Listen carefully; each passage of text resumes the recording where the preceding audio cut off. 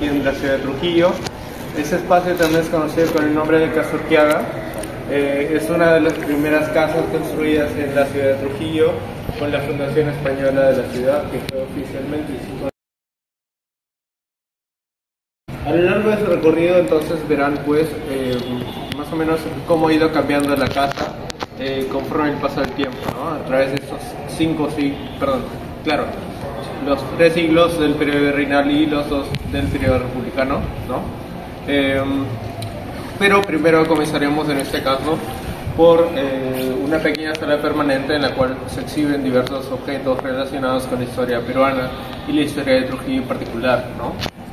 Solo para recordarles las reglas en un museo, pues evitemos tocar los objetos, fotos sin flash y en algunos espacios tenemos también códigos QR. Vamos a visualizar diversos objetos que nos hablan sobre la historia trujillana y también la historia local, al menos en estos 2 salones. Por acá mantenemos una pequeña colección de numismática. ¿Qué me refiero? La mayoría consiste en medallas conmemorativas, hechas en plata, algunas en bronce, no hay problema, no se está pillando. Y los 4 ejemplares que vemos en la esquina ya refieren a monedas. Esto sí para intercambio comercial, comprar, pagar. Vemos la diferenciación a por del uso. Ahora, la cuestión es que las monedas presentes son de 1832 a 1872. Si podemos hacer un poquito más de espacio para que los de atrás también puedan ver, sería genial, por favor. Después se acercan a tomar fotografías, a enfocar las monedas precisamente en ellos. Pero quiero que nos enfoquemos en las ilustraciones. 1832 hablamos de unos, a lo mucho 10 a 8 años después de todo este proceso de independencia, ¿correcto? Y para ese periodo todavía no se forma una identidad cultural presente. No es que todo el mundo se sienta orgulloso de ser peruano, porque recién se está fundando la República del Perú y no hay algún elemento propio y orgulloso del cual se sientan, al menos para el periodo. ¿Por qué me refiero a esto? Las monedas en época colonial tenían como imagen la cara del rey de España y al reverso pues el escudo del Imperio Español, porque éramos el virreinato del Perú, una colonia de España. Después de la independencia tienen que cambiar de imágenes, pero no tienen símbolos más que la bandera y el escudo como símbolos patrios. Además de eso no hay alguna imagen, algún lugar representativo de este territorio y nadie se siente con el orgullo nacional, el orgullo patriota para poder colocarlo en las monedas. Por eso van a ver este tipo de ilustraciones de mujeres con rasgos europeas, vestimentas griegas, porque vendrían a ser conceptos. Las mujeres son la fusión entre Atenas, diosa griega, símbolo de la sabiduría, pero también el simbolismo de Mariana. Mariana es representando pues, la Revolución Francesa, todo este acontecimiento que estaba relacionado a temáticas como libertad, patria, república. El Perú, queriendo unirse a estos conceptos, emplea las ilustraciones con los grabados, mejor dicho, emplean las ilustraciones para los grabados, gracias, normalmente en las monedas correspondientes. Y al reverso de la moneda, pues ya no vamos a colocar el escudo del Imperio Español, sino el escudo peruano que se mantiene desde época de la independencia hasta la actualidad. ¿Sí? Si desean, ahora sí pueden acercarse. Dijiste que representaba la diosa Atena y la otra Miriam, ¿no? No, la fusión. Vendrían a ser la misma persona que es la fusión entre Atena y Mariana. Marian, ¿qué representa? Por ende cogen un armario, por lo grande que es, un librero, y efectivamente es una biblioteca, un librero, quizá por la altura pues sí se le asocia a un armario, pero esta zona pues nos genera un poco de intriga, debido a que vendría a ser un tipo de secreter. Secreter es el escritorio del cual el tablero se tenía que aperturar para recién poder ser utilizado, por eso el nombre, y al interior tenía pequeños cajones secretos que se abrían con ciertas artimañas. ¿Sí? Además resalta este tipo de mueble por la decoración. Vemos estos rostros de querubines en las esquinas o los leones en la parte superior, pero con rostros humanos, por eso se ven bastante burlescos, extraños y jocosos. Tengamos en cuenta que está representando el estilo del siglo XVIII, estilo rococó. ¿Cómo diferenciamos el rococó? A grandes rasgos. El uso de líneas curvas para mobiliarios, arquitectura y también lo más sencillo, el símbolo de concha para la decoración. Como estas dos o entre los mismos leones hay una rocalla, un tipo de diseño de piedra pero en forma de concha. Por eso sabemos que es de estilo rococó. El rococó es un estilo francés que es predominante para el siglo XVIII por Luis XV. o también conocido estilo Luis XV. ¿Por qué es importante hablar del estilo? Porque para 1700, cuando inicia el siglo XVIII, en España hay un cambio de dinastía. Carlos II, el rey de España, no tiene hijos y fallece. Entonces se crea un tipo de guerra de sucesión, quien posteriormente ingresa Felipe V. Pero Felipe V de Borbón, no sé si han escuchado de Borbón. Ya, los actuales reyes son de la misma dinastía, de los Borbones. Los Borbones, de ascendencia francesa, era un francés, pero ya en el título de rey de España, correcto. Antes eran los Austrias y posteriormente cambian a los Borbones. ¿Por qué es importante de dónde provenía el rey de España? Porque consigo también trae la moda del estilo francés, no solamente en mobiliario o arquitectura, sino hasta en vestimenta. Y no solamente de Francia a España, sino a todos los virreinatos que pertenecían a España, pues para la época colonial. ¿Sí? ¿Alguna duda sobre lo que estoy explicando? En el cambio de lo que es Borbones de Austria a Borbones, ¿el cambio económico sustancial cuál es?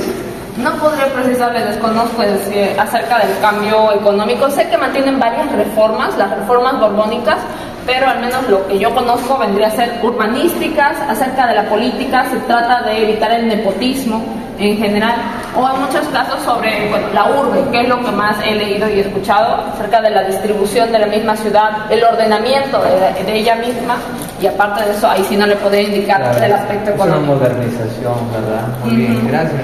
Entonces continuamos para el siguiente. Pasamos por aquí.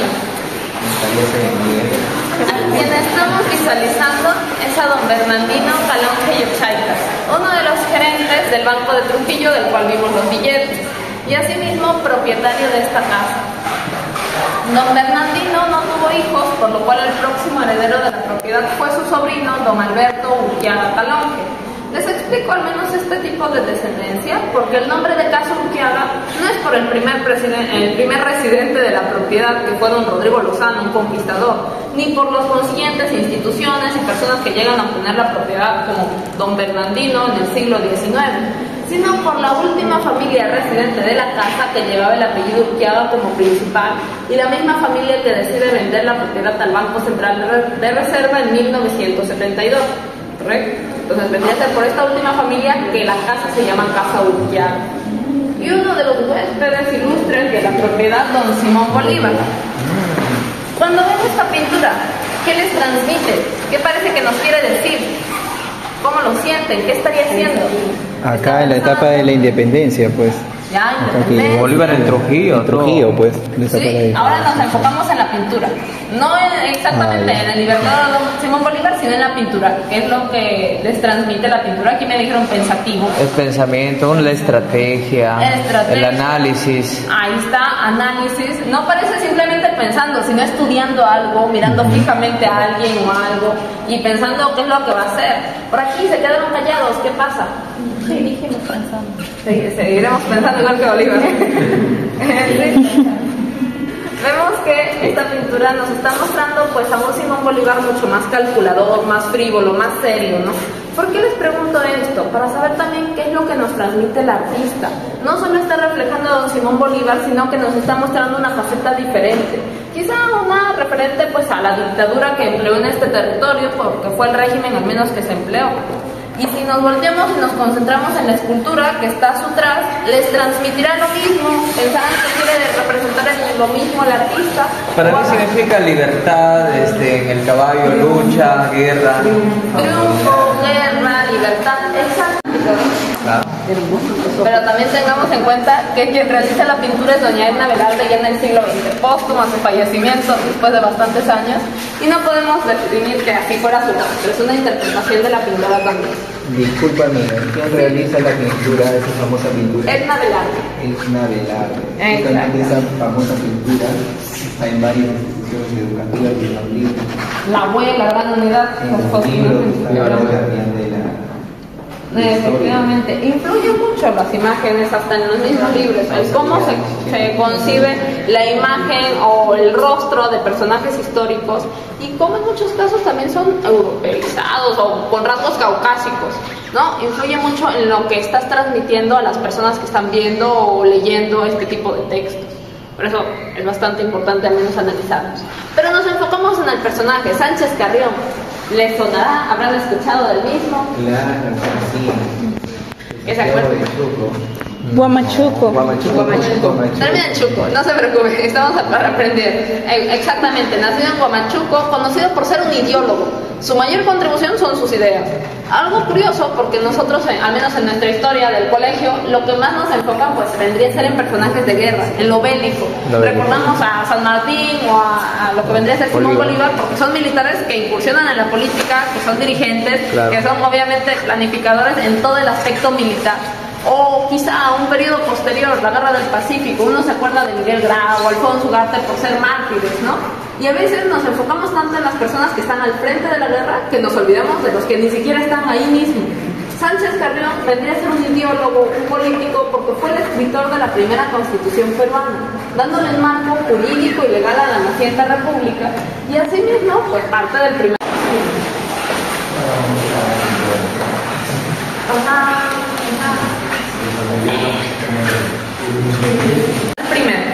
El primero que vemos vendría a ser el de España, de la corona real de España. ¿Cómo sabemos que es de España? Por los elementos al centro.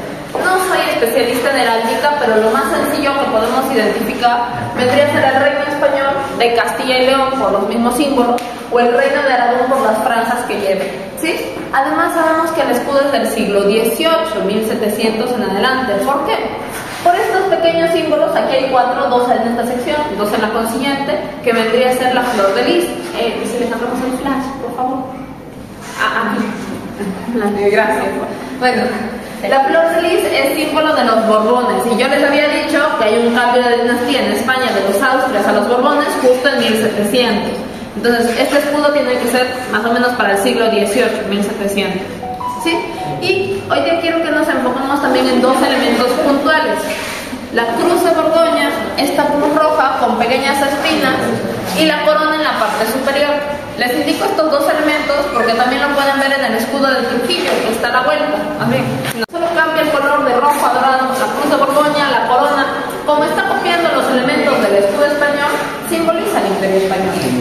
El mismo animal que vemos es el grifo, es la fusión entre un águila y un león en la parte inferior, viendo que son 2 animales predominantes en la cadena alimenticia y simbolizan desde términos como poder, realeza, hasta sagacidad y audacia, prácticamente valores. Asimismo, la letra que está en la parte inferior, la K, es por Carolus, en latín y en alemán, refiriéndose al rey de España, Carolus o Carlos. Hablamos que en un español antiguo cambia un poco lo que vendría a ser la escritura. ¿Qué es Carlos I de España o Carlos V del Sacro Imperio Romano Germánico? Para no marearnos, es la misma persona pero con 2 títulos, por eso se le conoce como Carlos V más popular o Carlos I de España. ¿Sí?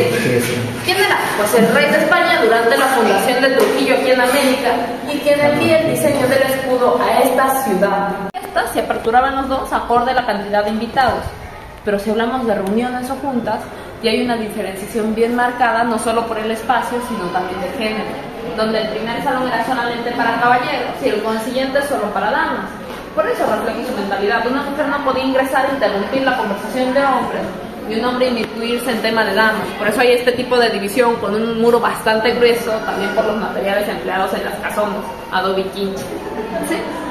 El mobiliario sí es más reciente. Esto ya es 1850, ¿sí? Los forros.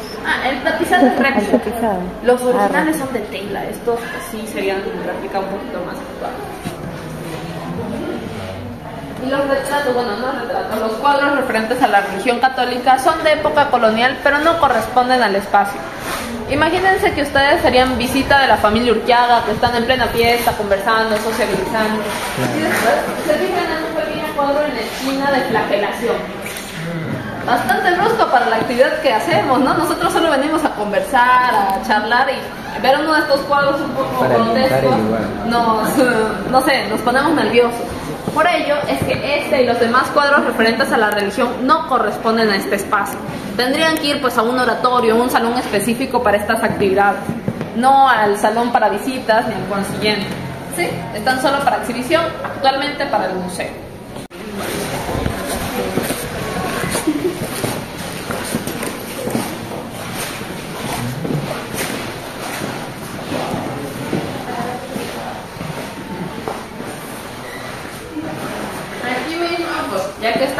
salón para damas en el periodo colonial, en el periodo republicano, ya hablamos un poquito posterior, avanzamos un poquito, los letras se quedan en la puerta. Entonces también es bueno hablar sobre la historia social. ¿Cómo vivían estas mujeres de clases altas?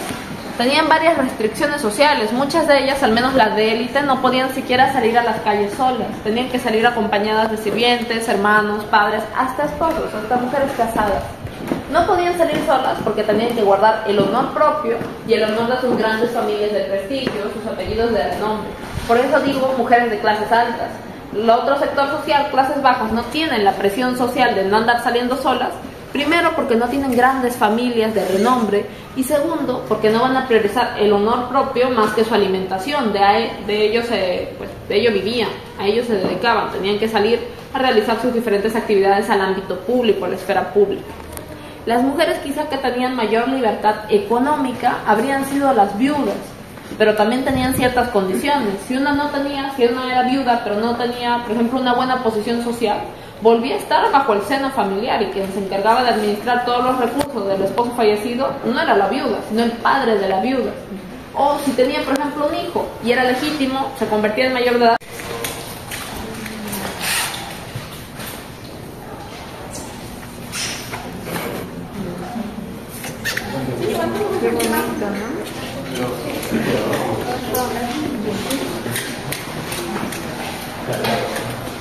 Estamos en el segundo párrafo.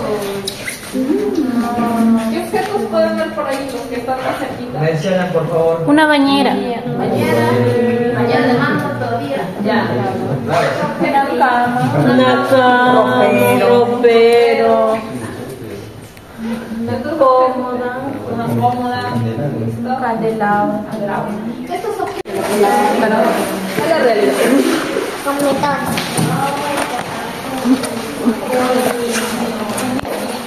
Miren, chicos, miren.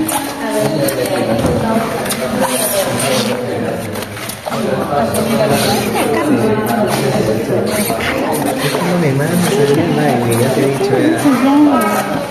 Ahí ya para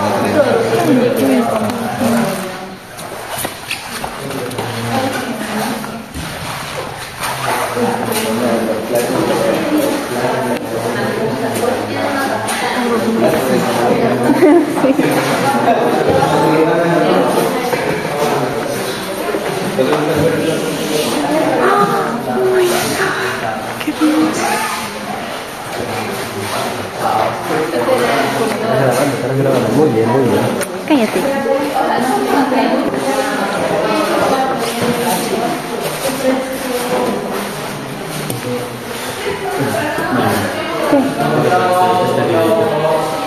Para ponerlo al grupo.